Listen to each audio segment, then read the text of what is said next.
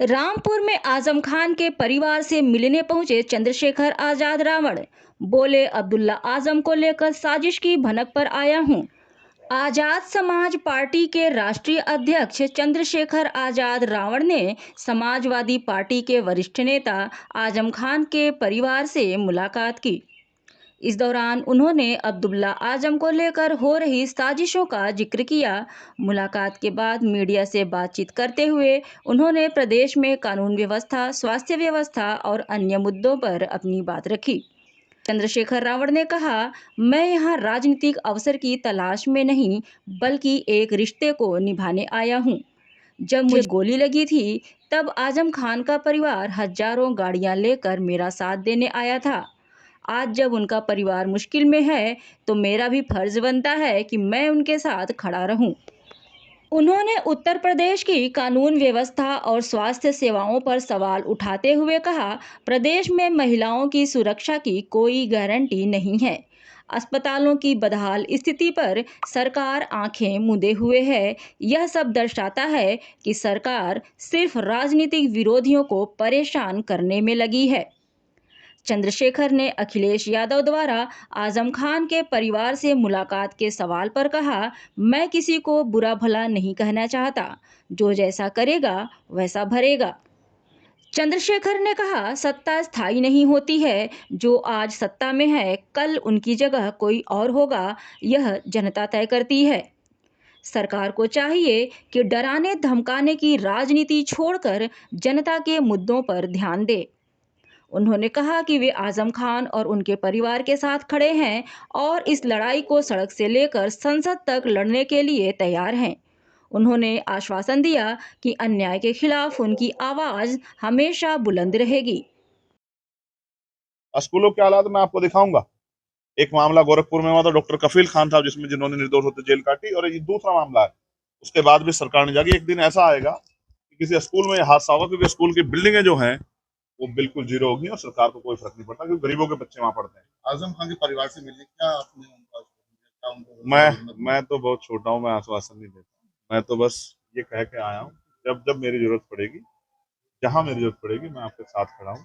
और जहां तक मैं इस नाइंसाफी के खिलाफ आवाज को उठा सकता हूँ, मैं इसको उठाऊंगा। आज वो तकलीफ में है, मेरी ये जिम्मेदारी है कि उस तकलीफ में जैसे वो मेरे साथ खड़े थे, मैं भी इस परिवार के साथ खड़ा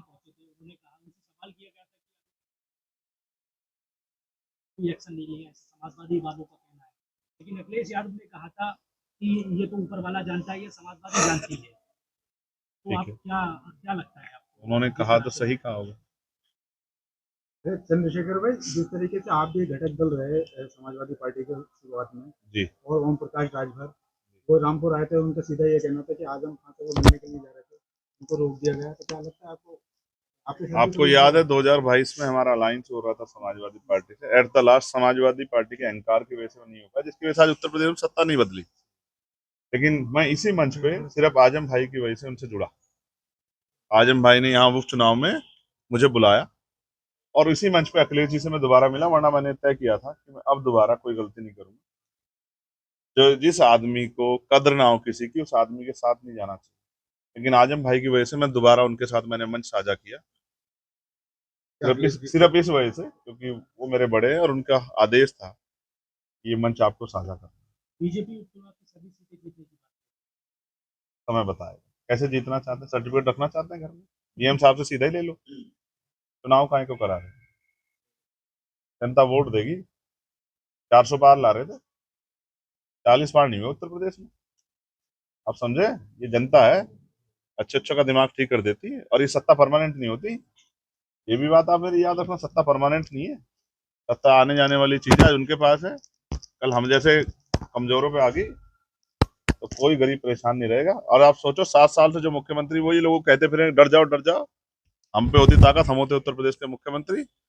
तो जो विरोधी है उसको भी कहते हैं कि अगर कोई परेशान कर दे तो हमें बता देना। यादव ने भी कहा था कि हमारी सरकार आएगी तो आजम खान पे जो मुकदमे वापस ले लिए जाएंगे।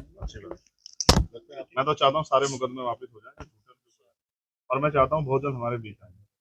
चंद्रशेखर जी, कटेंगे वो बटेंगे जो जिस तरीके से छोड़िए ना सर, रोजगार के बारे में सोचिए ना। अखिलेश यादव कह रहे हैं जैसे जैसे उपचुनाव नजदीक आ रहा है, हमारे मुख्यमंत्री बहुत खड़े हुए लग रहे हैं, सहमे हुए लग रहे हैं। मेरा उनसे कोई करीब का रिश्ता नहीं है। मैं असेंबली में भी नहीं, कि मैं उनसे बहुत आमने सामने बैठ के बात करूं, तो इसलिए मैं कुछ कहना नहीं चाहता। और मैं फिर कहूँ सत्ता बैठा आदमी इसके बाद सारी पावर, वो डरे अच्छा नहीं, हम ऐसा नहीं चाहते।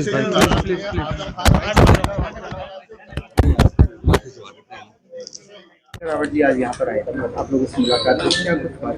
कोई नहीं, घरेलू बातचीत हुई है, फैमिली की बात हुई है, अम्मी की बात हुई है, सब लोगों को बहुत खुशी हुई। जो ये कॉमन सी बात है, जो बुरे वक्त में साथ, जो परेशानी में साथ हो, तो सबको अच्छा लगा। क्या कुछ खास बात रही? अब्दुल्ला भाई का कोई मैसेज था, कुछ बात नहीं, कोई ऐसी, बस फैमिली की जनरल बातें हुई हैं और कोई ऐसी खास बात नहीं हुई है। और जो अम्मी से हुई होगी, मम्मा से वो हुई होगी। जेल में अब्दुल्ला मिलने गए थे? जी, मैं गया था।